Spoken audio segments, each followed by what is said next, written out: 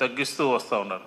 ఎందుకు చెప్తున్నామంటే కూటమి ప్రభుత్వం ఏర్పడిన తర్వాత 3 లక్షల పెన్షన్ని కట్ చేయడం జరిగినది అని చెప్తా ఉన్నాం.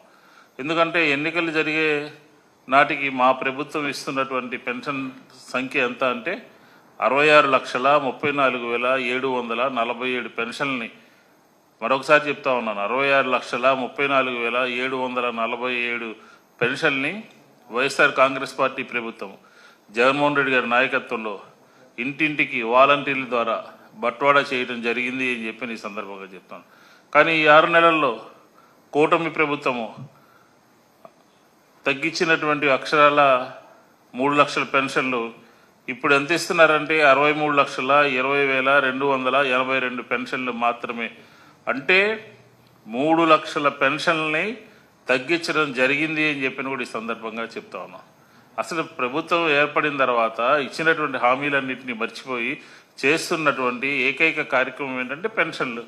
ఆ పెన్షన్లో కోత విధిస్తూ ఆ పెన్షన్ తల్లిదండ్రులకి, వృద్ధులకి, వికలాంగులకి వీరు చేస్తున్నటువంటిది వారి యొక్క ఆత్మగౌరవాన్ని దెబ్బతీసే విధంగా కూటమి ప్రభుత్వం పనిచేస్తోంది అని ఈ సందర్భంగా మనవి చేసుకుంటున్నాను. జగన్మోహన్ రెడ్డి గారి హయాంలో ఇలాగ లేదే.